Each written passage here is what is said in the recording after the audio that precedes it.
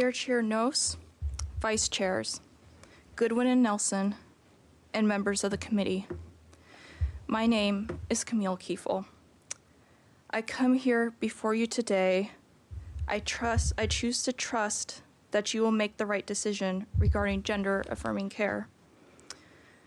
I live every day with the removal of my breasts from a top surgery, which I now regret. I had a trauma history. When I was in 6th grade, my best friend had been raped by her brother. Being a girl meant I was vulnerable. The resulting anxiety made my body feel like it was running on a voltage too high. I started to present more masculine, cutting my hair and wearing baggy clothes that would hide my breasts and hips. There was a discomfort there as well. After seeing a gender therapist in 2016, I started to believe I was non-binary. Presenting and taking on another gender was a way for me to escape womanhood. Escape is not a valid way of dealing with trauma. You will have to deal with it eventually.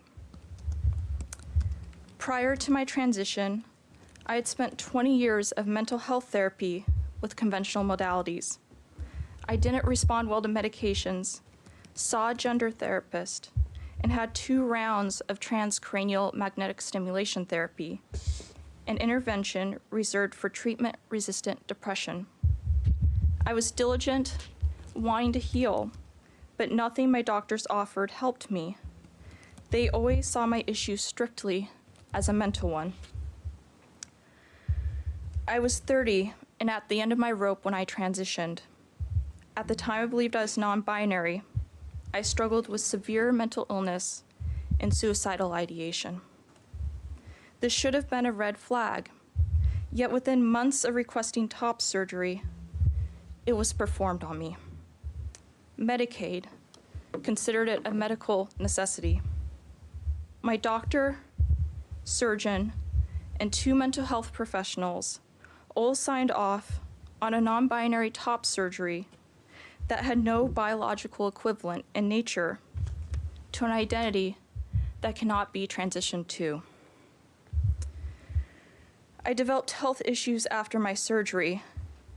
There were many times I didn't know if I would make it through the night. At first, my doctors took me seriously, but then became dismissive. My mother talked to me about psychiatric hospitalization. If I made this mistake as an adult, a young girl could too. Not only did my surgery exacerbate my mental health issues, I continue to struggle with physical issues, many I will have to live with for the rest of my life. I was able to work through these difficult emotions and improve my mental health by addressing my physical health. I had physical health issues that had been previously overlooked. Had that been managed, I would have never gotten the surgery. This surgery was a disgusting misdiagnosis, one I live with daily. The goal of healthcare should always be to get to the root cause of the problem. Today, I am more grounded than I have been in my entire life, but I am mutilated. Between my carved up body and the physical complications, I often question if there's anything on the other side. Where my breasts were are hollow. I can never get them back. I can never fit a dress the same way again. I can never breastfeed. I will never have that connection with my child.